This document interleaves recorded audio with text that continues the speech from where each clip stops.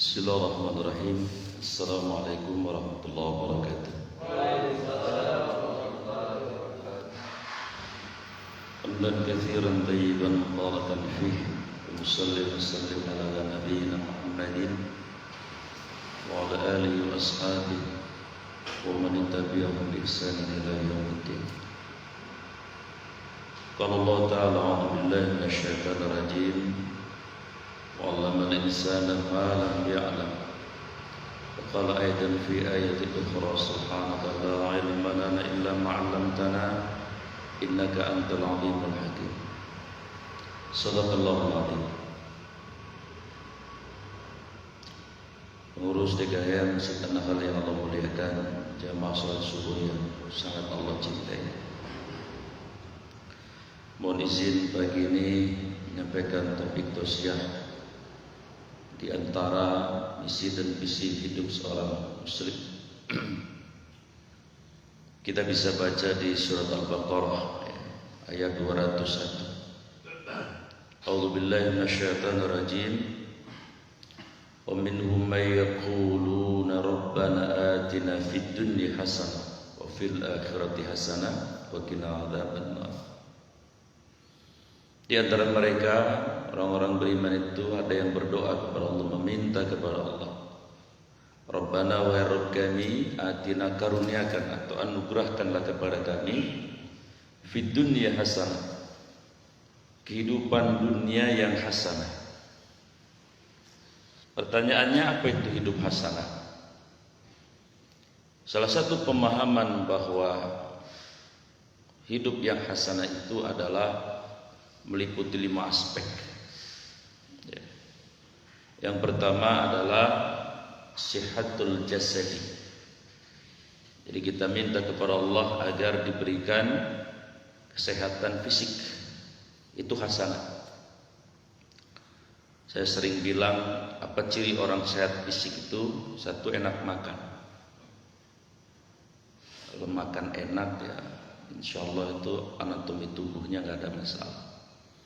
Yang kedua, enak tidur. Tidur enak, nyenyak, insya Allah itu nikmat luar biasa dan berarti kita sehat. Yang ketiga, enak buang. Ya, tadi kita buang jalan depan, jalan belakang, nyaman, enak, alhamdulillah itu sehat. Yang keempat adalah enak tidur dengan yang menemani tidur. Ya, bisa bantal guling, bisa apa saja. Pasti kalau di situ tidak bermasalah berarti kita sehat insyaallah. Yang kedua, Rabbana atina fid dunya hasanah itu juga adalah sihatun nafs. Mentalnya, jiwanya sehat. Ya. Jadi orang yang meminta kepada Allah sehat secara fisik saja itu tidak holistik, tidak syamil, tidak komprehensif, karena kita juga butuh sehat secara psikologi, secara mental. Apa ciri orang sehat mentalnya? Satu, suka dialog, musyawarah, tidak jalan pendek, ya, harus begini, tidak. Yang kedua, orang yang sehat mentalnya dia senantiasa menghargai kelebihan orang lain. Ya, kita punya kelebihan, yes pasti, tapi pasti kita ada kekurangan. Orang lain punya kekurangan, pasti dia juga punya kelebihan. Karena Allah memberikan kelebihan kepada hamba-hambanya itu berbeda-beda. Ada yang diberi kelebihan dalam aspek linguistik bahasa. Kalau nulis bahasa kayak Asmanadia, ya, Gusmus, Rendra, itu luar biasa indah. Ada orang diberikan kelebihan dalam urusan speak, berbicara. Bung Karno ya misalnya, kayak Haji Zainuddin MZ, kalau berbicara enak didengar. Buya Hamka. Ada orang yang diberikan kelebihan oleh Allah adalah kecerdasan kinestetik. Jadi badannya ini kalau olahraga itu jadi aja. Ya, kan kita waktu sekolah dulu SMA ada teman kita yang dalam bidang olahraga luar biasa, walaupun mungkin matematikanya 5 gitu, tapi olahraganya bukan main. Kalau loncat, jauh gitu. voli bisa, basket bisa, apa sih? Sedangkan kita enggak. Ya karena tadi masing-masing diberikan kelebihan oleh Allah. Ada juga orang yang diberikan kelebihan tadi dalam bidang eksakta, IQ-nya lumayan tinggi. Nah, ini cocok kerja di laboratorium, peneliti, orang-orang yang pendiam tapi IQ-nya luar biasa. Kalau ngerjain matematika, yang lain masuk dapat 6, dia nggak masuk dapat 9. Saya dulu punya teman seperti itu, Pak. Dulu saya di SMA Al-Hikmah di pesantren, ada teman saya namanya Rudi. Anaknya memang karena anak orang kaya, anaknya santai betul walaupun di pesantren. Ya, yang lain ada yang 100% masuk, ada yang 99, ada 88. Dia paling 75% masuknya. Tapi kalau udah giliran UTS atau UAS, pasti nilai kimia, biologi, matematika nggak pernah dia di bawah 7, 8, 9, 8, 9. Padahal anaknya tadi santai begitu. Tapi karena ini otaknya luar biasa. Ada yang diberikan kelebihan seperti itu. Maka orang yang sehat secara psikologis, secara mental, menghargai orang lain. Jangan orang dianggap kecil, jangan orang dianggap rendah dalam segala hal. Apalagi orang-orang yang punya decision, punya kebijakan, itu harus melihat orang lain. Bahwa kita ini diberi kelebihan oleh Allah, diberi amanah oleh Allah. Orang lain di sana juga Allah beri kelebihan, Allah beri amanah. Yang keempat, orang yang sehat secara psikologi itu adalah dia mengutamakan win-win solution. Ketika mensikapi persoalan apapun, dia tidak mau menang sendiri. Ya kalau menang sendiri mah di hutan, habisin, sikat habis, itu memacan. Gak punya rasa belas kasih. Padahal kita ini manusia. Jangankan menyakiti orang, ya, menyakiti semut saja gak boleh sembarangan. Apalagi menyakiti, apalagi menghilangkan nyawa manusia. Nauzubillah min dzalik. Kata Allah Subhanahu wa taala di surat An-Nisa ayat 93, wa may yaqtul mu'minan muta'ammidan, siapa yang menghilangkan nyawa orang beriman satu saja dengan sengaja, fajazaohu, maka balasan Allah untuk si pelaku tadi jahannam khalidan fiha, neraka jahanam kekal di dalamnya, wa ghadiballahu alaihi, dia dimurkai Allah, wa la'anahu, dia dilaknat oleh Allah, wa adalahu adaban adzima, dia akan dipersiapkan dengan siksa yang amat sangat pedih. Yang kelima, orang yang sehat secara psikologis, secara mental adalah punya rasa rahmah, punya kasih sayang. Ya. Man lam yarham man fil ardi fala yurham man fis sama. Kata Rasulullah, orang yang tidak punya rasa sayang kepada yang di bumi, yang di langit tidak sayang Allah dan malaikat-malaikatnya. Jadi Rabbana atina fid dunya hasanah itu meliputi sehat secara fisik, juga sehat secara mental. Kemudian yang ketiga, Rabbana atina fid dunya hasanah itu juga adalah sihatul ruhi, ruhaninya sehat. Ya kalau cuma fisiknya sehat, ya mungkin mentalnya juga sehat, tapi kalau ruhnya nggak sehat, bisa jadi kita pakai baju oranye. Karena dalam perspektif agama, kenapa ada orang pakai baju oranye? Baju oranye tahu ya, Ustaz ya? Apa itu baju oranye? Yang suka di TV, yang suka dada, senyum-senyum dia. Padahal subhanallah, kalau dia menggunakan basis legal standing hukum Allah dan Rasulnya, itu orang harusnya sudah pada bunuh tangannya. Harusnya. Tapi mereka begitu cerianya dada dan sebagainya. Sepertinya seperti itu. Maka yang menjadi masalah adalah bukan pada fisiknya, fisik mereka sehat. Bukan pada mungkin mentalnya mereka juga mungkin sehat. Tapi ada yang namanya penyakit ruh, dhaful iman, imannya lemah. Sebab orang yang sehat secara ruh setidaknya ada 6 cirinya. 1, dia mewiridkan surat Al-Hadid ayat 4. Wa huwa, dia Allah itu ma'akum, menyertaimu, aina kuntum, dimanapun engkau berada. Ya sekira kalau orang merasa dimanapun 24 jam disertai Allah, la ilok kata orang sini mah, la ilok mau ngambil haknya orang lain.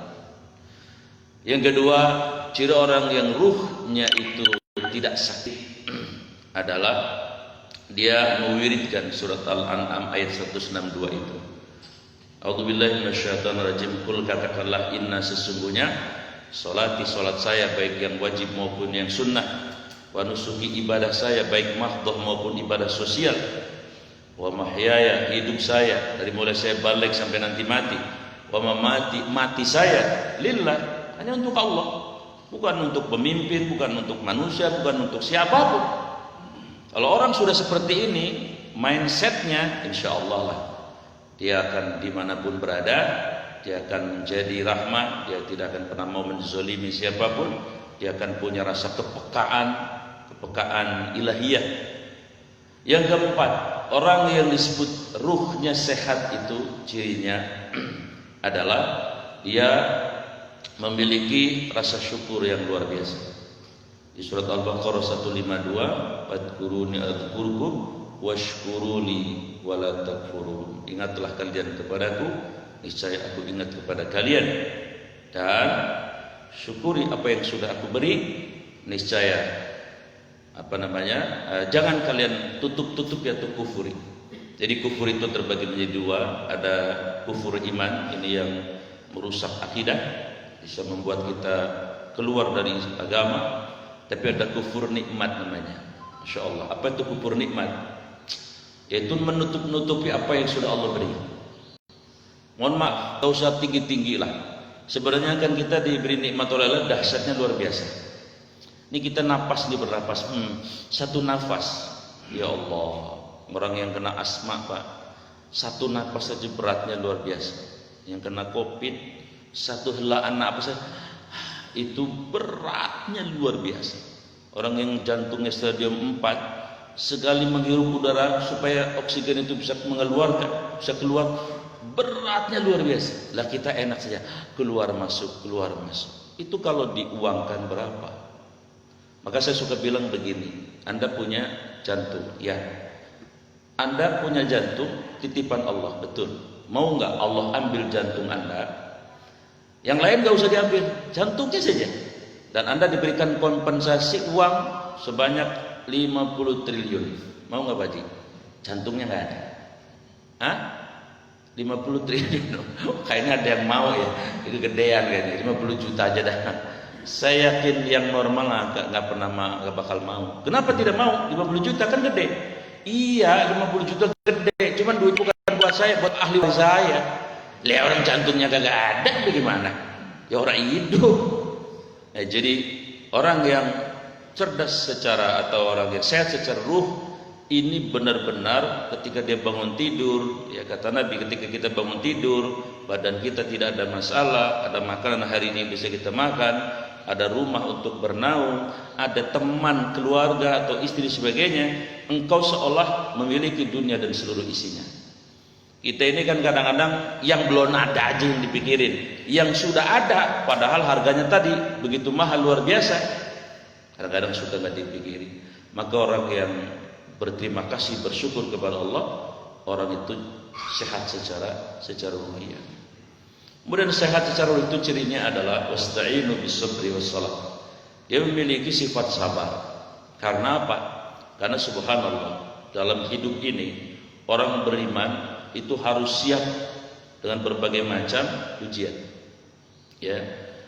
Di dalam surat Al-Anbiya ayat 35 itu, kullu nafsin dha'iqatul maut wa nabluukum bisyarri wal khairi fitnatan wa ilaina turja'un. Setiap yang punya nyawa wajib merasakan terlepasnya ruh dari jasadnya. Kami, kata Allah, akan menguji kalian sepanjang hidup kalian. Dengan apa ujiannya? Syar dan khair. Ya kalau khair sih ujiannya enak ya.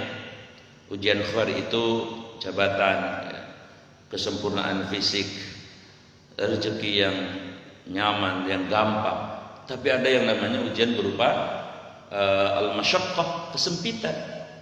Nah, ketika ruhnya dia sehat, ketika ada ujian yang bernama kesempitan, dia akan mengatakan sebagaimana hadis qudsi, ya.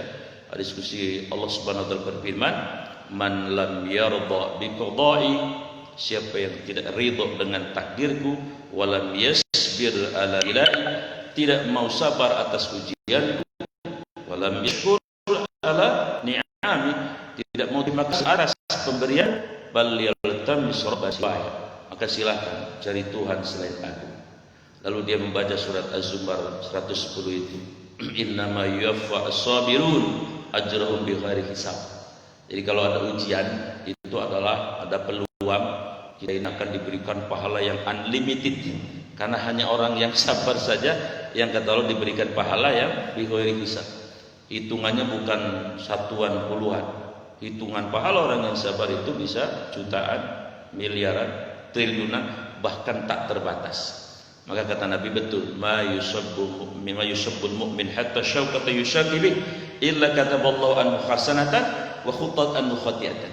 Jadi kalau kita diuji oleh Allah walaupun kena duri kecil, lagi jalan kesandung kena duri kecil, maka sebelum sembuh itu yang kena durinya tadi, dia kata Allah akan dicabut dosa-dosanya, dibersihkan, digugurkan, dirontokkan, dan include di dalamnya setiap detik diberikan pahala.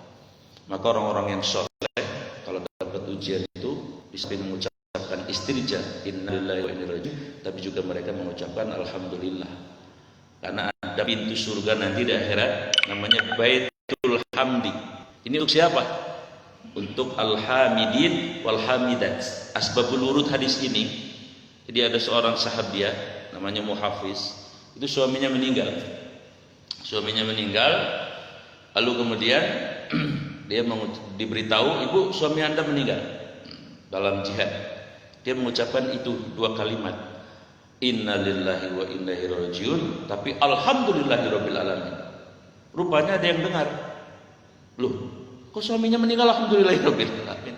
Ini nggak punya etika si ibu ini, segera lakukan persoalan. Ya, mungkin dia pengen supaya si ibu ini ditegur oleh Nabi. Maka ketika disampaikan kepada Rasulullah, Rasul malah senyum. Yang nanya malah bingung, lah kok malah senyum ini? Begini, dia adalah seorang ibu yang faqihah, yang faham dengan agama. Kata Nabi, ma yuridillahu bi khaira fa yufaqihu fid din. Apabila Allah hendak memberikan kebaikan kepada seorang hamba, maka si hamba diberikan kefahaman terhadap agama. Maksudnya kepahaman terhadap agama adalah respon terhadap segala peristiwa, lalu disibgoh, dicelup dengan nilai-nilai agama seperti ibu ini. Maka kemudian Rasul mengatakan Allah akan menyiapkan Baitul Hamdi lihamidin walihamidat, yaitu surga yang isinya di dalam adalah untuk orang-orang yang senantiasa memuji Allah walaupun sedang terkena musibah. Oh, jadi kalau kena musibah juga harus, cuman nggak usah kenceng-kenceng. Misalnya motor kita hilang nih, nah, pengurus masjid ditanya, kenapa kamu? Motor saya hilang. Alhamdulillah. Lah kalau kita mah ya bukan di zaman Nabi, ya paling ntar kita dibilang baru obatnya habis nih kali orang. Ya kalau orangnya yang dengar nggak paham kan begitu.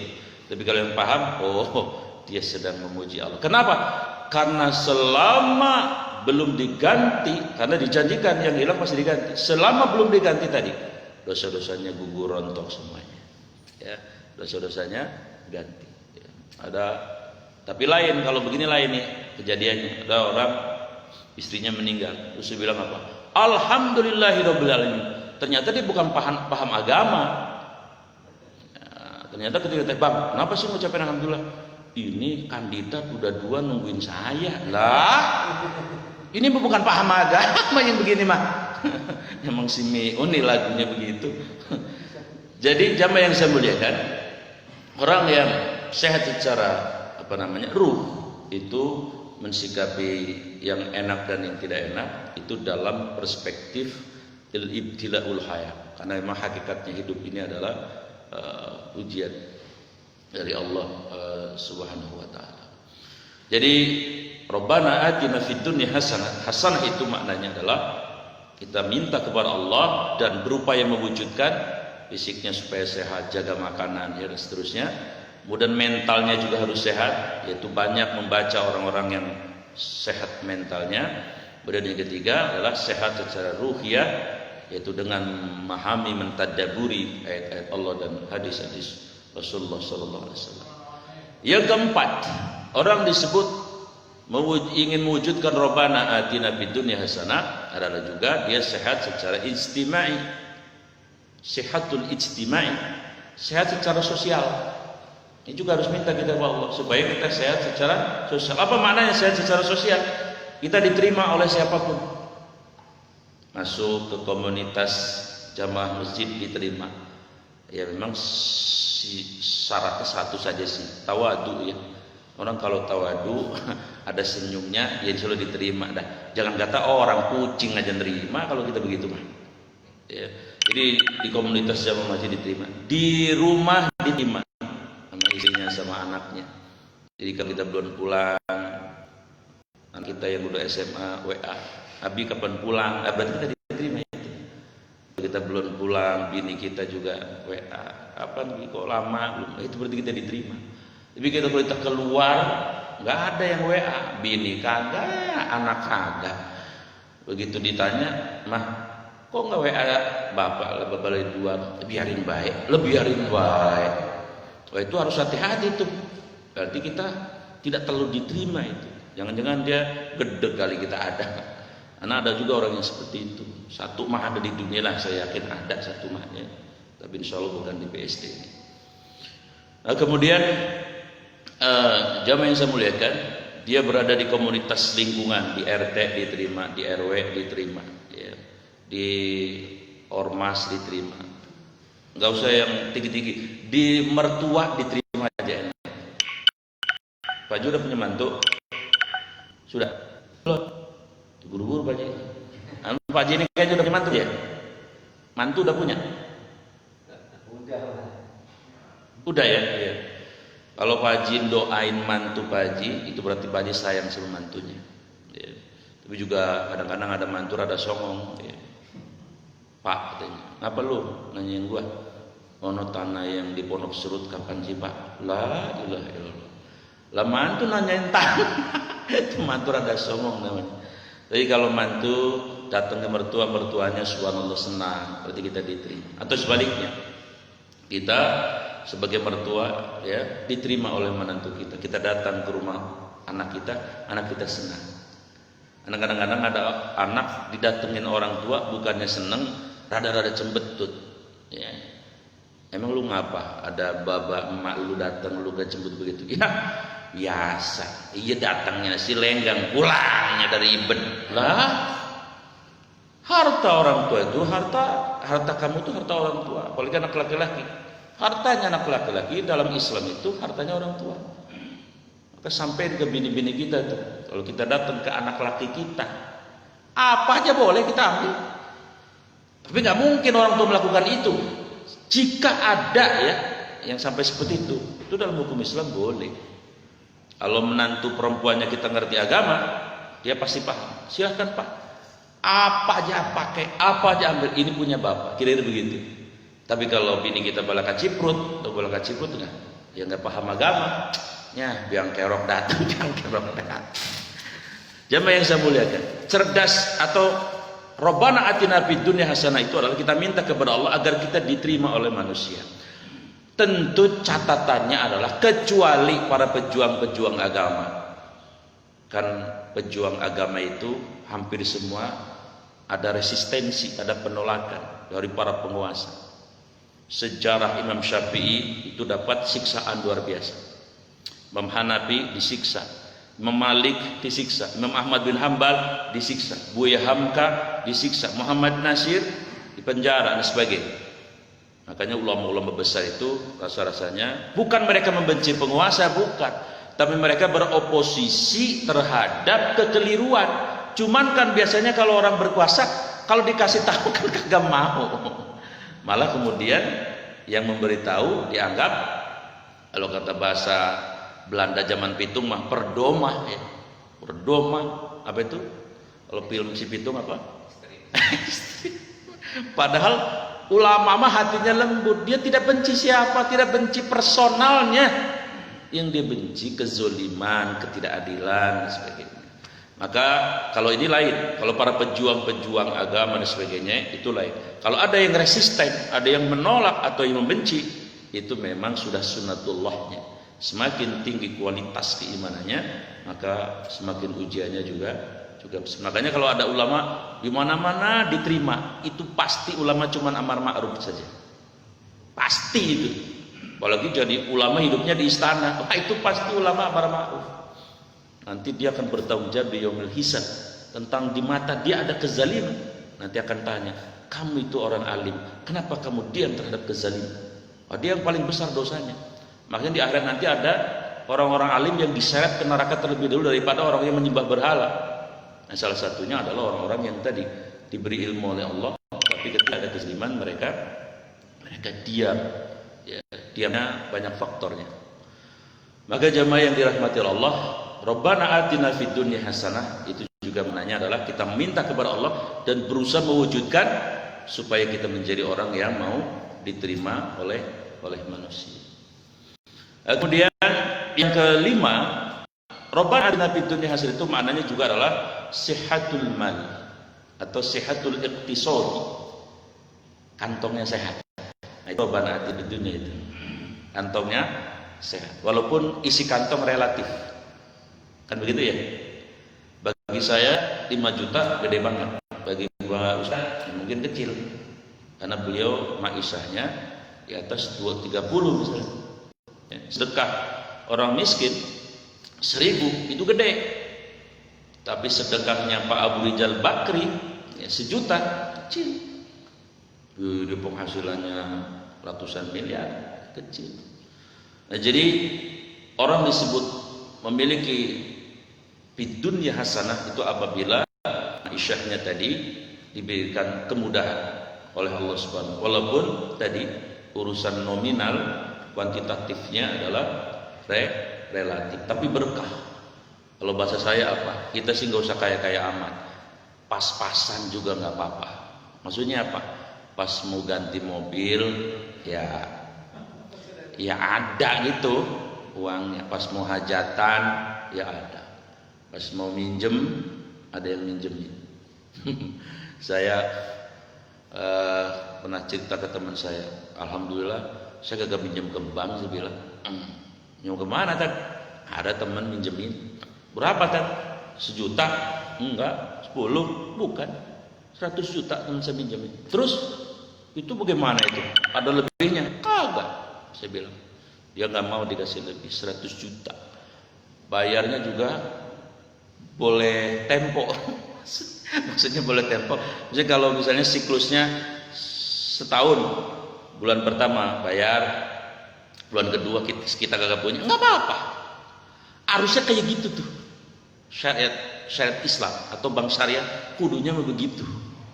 Karena tadi orang yang berkesempitan itu mestinya ditolong. Tapi kalau saya lihat di bank-bank kan nggak kayak gitu ya. Waduh, kena penalti.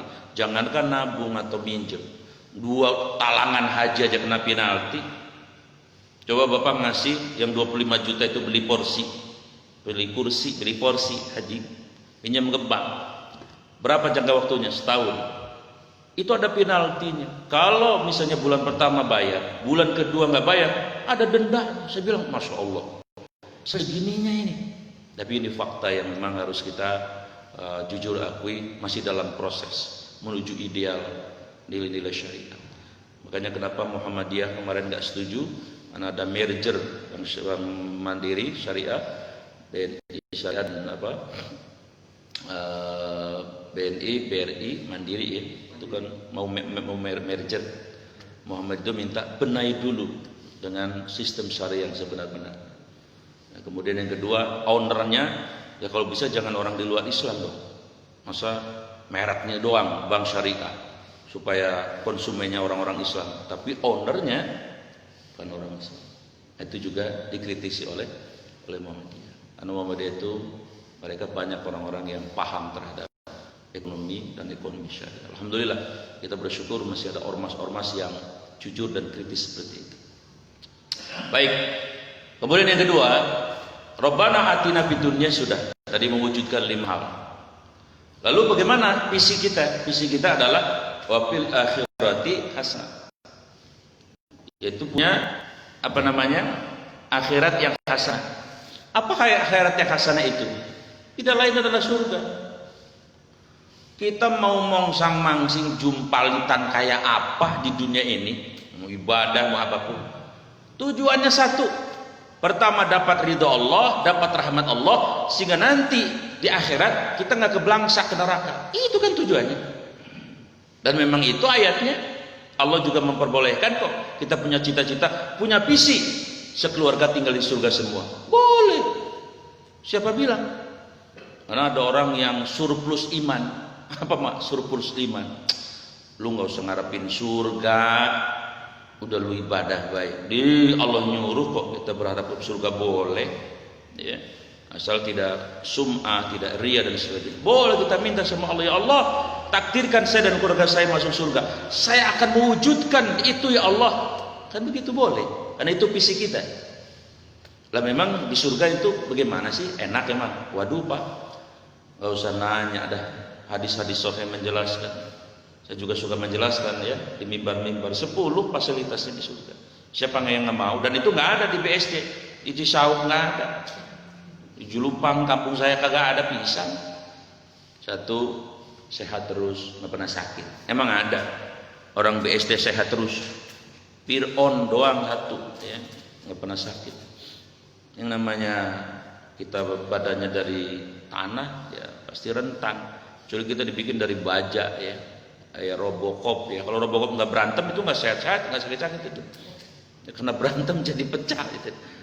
Kita sakit mulu. Ya, tapi surga nggak ada COVID di surga. Insyaallah. Yang kedua, muda terus nggak pernah tua.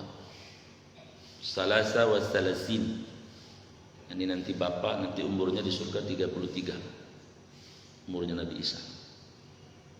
Ya, tingginya 60 hasta, 30 meter. Kekuatannya melebihi 100 laki-laki. Ya, gantengnya kayak Nabi Yusuf. Akhlaknya kayak Nabi Muhammad. Ada nggak laki-laki kayak gitu di Jelupang, di Cisauk? Orang ada pisan. Ada ganteng playboy cap obat nyamuk. Gak pernah ini mang lihat. Jadi surga itu makanya jadi visi kita. Yang ketiga, di surga itu aman terus, kagak pernah ada gangguan. Aman terus, gak pernah ada gangguan. Kan kita hidup tuh ribet kalau ada gangguan ya Pak. Ribet banget jadi supir, ada yang malakin, gangguan. Ya. Ada apa namanya? Tinggal di pinggir pantai, ada tsunami di gunungnya meletus. Di mana lagi gangguan? Ya, di tempat yang subtropis, malaria, memberdarah. Ini sekarang gangguan si virus. Tahu virusnya kayak apa? Kalau ada decak bae itu virus. Orang pergi-pergi gangguan preman. Gangguan cuaca, gangguan macam-macam luar biasa. Tapi di surga nggak ada gangguan. Yang kelima, di surga itu tidak ada kewajiban ibadah. Ini nggak ada lagi ibadah di sana, nggak usah ibadah lagi. Makanya puas-puasin di dunia. Udah di sana nggak usah ibadah lagi. Berikutnya di surga itu tidak perlu cari ma'isyah, cari nafkah. Nggak usah.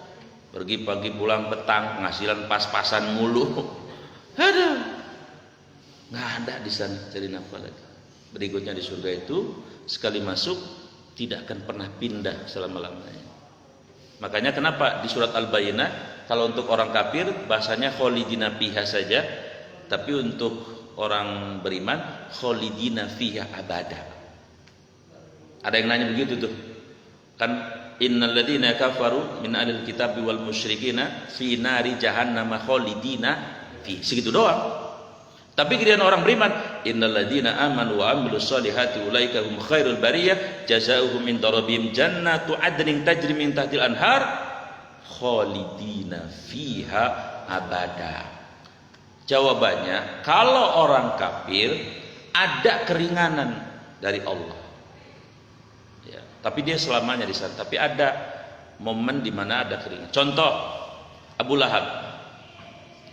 Kenal Abu Lahab enggak? Hah? Emang orang mana dia? Hah? Kali orang Cikokol, ilok Abu Lahab orang Cikokol. Abu Lahab itu dedengkotnya orang kafir sampai wafat dia tetap dalam kekafiran. Tapi ketika Nabi Muhammad lahir, dia ditanya sama pembantunya, Mitsah namanya. Tuan ya, ponakan Anda lahir. Wah, ponakan saya lahir. Dia seneng banget, legirang banget. Persis kayak Benyamin ketika sidulnya lulus jadi tukang insinyur. Kan dia beberekan sama orang kampung. Wah, orang kampung, anak gua tukang insinyur. Senengnya luar biasa. Ya, walaupun akhirnya Abu Lahab kecewa karena Rasulullah SAW itu adalah justru tidak kompatibel pemikirannya dengan pemikiran dia secara teologi. Tapi dia senang waktu lahir. Maka dalam hadis disebutkan setiap hari Senin itu Abu Lahab diangkat dari neraka. Ada keringanan kira-kira gitu. Ini contohnya satu saja, mungkin banyak yang lain. Tapi kalau orang beriman begitu masuk ke surga, nggak ada digusur. Nah, emang surga digusur, nggak bakalan pindah. Ya, sertifikatnya salah, nggak ada sertifikat. Sudah khalidina fiha abada selama-lamanya. Bulan yang paling nikmat adalah di surga itu nanti kita bisa lihat wajah Allah. Itu puncak kenikmatan. Kalau di dunia kan haram. Ya. Nggak boleh kita melihat wajah Allah. Kata Nabi, tafakkaru fi khalqillah wa la tafakkaru bi zatillah. Pikirkan apa yang sudah Allah ciptakan, tidak usah memikirkan zatnya Allah. Tapi nanti di akhirat kita boleh. Nah, itu visi kita. Kita minta sama Allah, kita berusaha mewujudkan. Ya. Cuman huffatil jannah bil makar. Yang namanya surga itu nggak gampang, ada makarnya. Ada 5 setidaknya makarnya. Sebelum kita dimasukkan Allah ke dalam surga, kita harus siap dengan 5 makar ini. 1, setan. Lewati dulu tuh setan. Ya kan? Tugasnya setan apa? 2, wala ughwiyanahum ajmain, menyesatkan kita. Kemudian al-bu'du ilallah, menjauhkan kita. Ini contoh nih. Kita ini yang datang nih, berarti kita menang dari setan. Dan kita mau duduk, ya perkara ustadznya mau ustadznya balakat ciprudah, tapi mau duduk saja, itu berarti kita menang. Karena setan itu tidak bisa dikalahkan. Yang bisa, tidak bisa dihilangkan. Yang bisa kita mengalahkan. Jadi ada seperti itu. Yang kedua, kita harus siap sebelum masuk surga itu dengan makar yang namanya al-kafir, orang kafir. Kafir yang memerangi kita. Ustaz sembarangan. Emang ada kafir yang memerangi kita? Ada.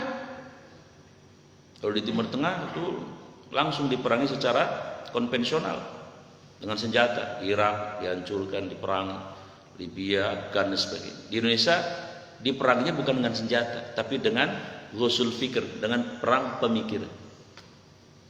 Antara lain orang kafir menyodorkan perang pemikiran berupa jargon sepilis, sekulerisme, pluralisme, Islam liberal. Itu dari sono.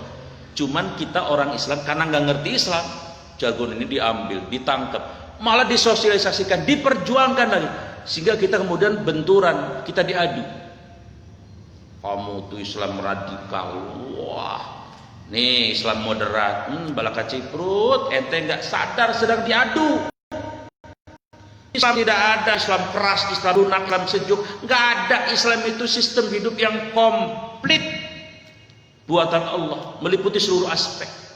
Kita lagi diadu oleh orang-orang kafir, diperangi, cuman lewat pemikiran. Kalau saya baca media massa, ngeri, ya Allah, diadu kita. Lah bayangin Pak, Tuhannya sama, nabinya sama, Qurannya sama, kiblatnya sama, rukun Islamnya sama, rukun imannya sama, menerima ijma'nya sama, menerima qiyasnya sama, memuliakan sahabatnya sama, memuliakan para ulama sama. Kayak Tom sama Jerry, itu Banser sama FPI, mereka tidak sadar sedang diadu domba. Yang ngadu itu pada ketawa kalau kita berantem. Giliran ada yang meninggal boro-boro mengucapkan prihatin, malah nyumpahin, puas lu katanya, syukurin. Nauzubillah min dalik. Sama-sama ahli sunnah wal jamaah, bahkan sama-sama kunut, sama-sama tahlil. Harusnya kan di surat Al-Fat ayat 29, Muhammadur Rasulullah walladzina mau asyidda walal kufar ruhama'u bainahum. Nabi Muhammad itu yang menyertainya, Nabi sahabat kita umatnya adalah cirinya orang-orang yang tegas kepada yang kafir, tapi penyayang kepada sesama mukmin. Tapi tidak sadar kita diperangi dengan pemikiran itu. Entah sampai kapan. Saya kadang-kadang cuma prihatin saja. Ya Allah, kenapa sesama orang beriman, sama-sama ahli sunnah wal jamaah kayak gini, kayak musuhan begini. Sukses betul ini orang kafir memerangi kita. Kadang-kadang saya pengen ngomong di TV ya Pak, cuman kegedean badan saya Pak. Buru-buru masuk TV dan masuk radio aja gak bisa ya. Mau ngomong begitu, tolong saudara-saudaraku, musuh kita ini adalah liberalisme, komunisme, kapitalisme yang serakah. Musuh kita ini adalah Syiah, Rafidhah, Ahmadiyah dan sebagainya. Kalau antar ormas yang sesama-sama ahli sunnah wal jamaah itu Muhammadiyah, NU, Persis, Wasliyah, FPI, Jamaah Tabligh, itu semua ahli sunnah wal jamaah semua. Harusnya kita bersatu. Harusnya. Maka jamaah yang dimuliakan oleh Allah Subhanahu wa taala, bahwa visi kita adalah bagaimana kita bisa sukses nanti masuk surga, dan automatically kalau kita sukses masuk surga, maka wakina ada benar. Visi kita ini supaya tidak ada yang nyemplung di antara kita, keluarga kita, nyemplung ke neraka. Kenapa? Tidak boleh kita nyemplung ke neraka. Sekali orang nyemplung neraka, 5 fasilitasnya. Kalau tadi surga berapa? 8, 5. 1, yang nemenin bengisnya dahsyat, sejelek-jelek makhluk. Jadi kalau kita tempat kita tinggal, satpamnya, wah bengisnya kayak apa, boro-boro setahun betah kali ya. Sehari dia udah rasanya orang betah pisan. Ini raja bengis, neraka. Yang kedua, di neraka itu nggak ada yang namanya secara normal, itu ada yang namanya kayak di penjara, ada jeda, kecuali yang khusus kayak bola. Tapi secara umum tidak ada yang namanya istirahat. Misalnya Tuhan istirahat apa sebentar, nggak ada, kecuali yang khusus. Yang ketiga, di neraka itu dikasih makan, namanya zakum.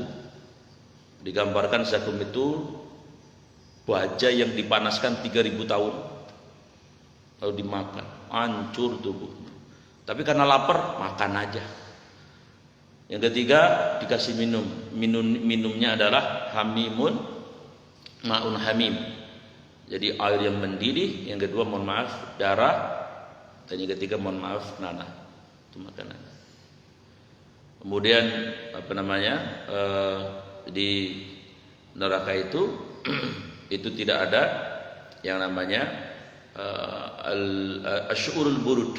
Tidak ada mendapatkan kenikmatan yang sejuk sedetik pun. Pokoknya dahsyatnya luar biasa. Jadi visi kita adalah, katakanlah ini momen tahun baru, istilah orang bilang, bagaimana kita mengupayakan diri kita dan keluarga kita supaya tidak ada yang nyemplung di neraka, semuanya adalah masuk surga. Nah, misinya tadi sehat secara fisik, sehat secara mental, sehat secara ruh, sehat secara ijtimai, sosial, dan sehat mudah-mudahan berkah secara ma'isyah.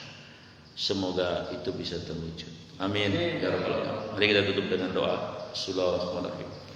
Alhamdulillahirabbil alamin. Allahumma shalli ala sayyidina Muhammad wa ala alihi washabbihi ajmain. Allahumma ya musabbibal asbab wa ya fatihal abwab wa ya sami'al aswat wa ya qadiyal hajat wa ya mujibad da'awat, ikdi hajatina ya Allah, waqfina bihalalika haramika wa aghnina bifadlika amman siwa. Allahumma ya Allah, inna nas'aluka yusran laysa ba'dahu usrun wa nas'aluka ghinnan laysa ba'dahu faqrun wa nas'aluka ghinaan laysa ba'dahu faqrun wa nas'aluka amnan laysa ba'dahu khawfun wa nas'aluka sa'adatan laisa ba'dahu shaqa'un, wa nas'aluka yaqinan laisa ba'dahu syakkun, wa nas'aluka 'adilan laisa ba'dahu dhulmun, wa nas'aluka 'aliman laisa ba'dahu jahlun. Rabbana atina min ladunka rahmah wa hayyi lana min amrina rasyada. Rabbana atmim lana nurana waghfir lana innaka ala kulli syai'in qadir. Rabbana atina fid dunya hasanah wa fil akhirati hasanah wa qina adzabannar. Sallallahu ala sayyidina Muhammadin wa ala alihi wa sahbihi ajma'in. Subhana rabbika rabbil izzati amma yasifun wa salamun alal mursalin walhamdulillahi rabbil alamin. Kafaratul majlis. Subhanaka Allahumma hamdik asyhadu an la ilaha illa anta astaghfiruka wa atubu ilaik. Assalamualaikum warahmatullahi wabarakatuh.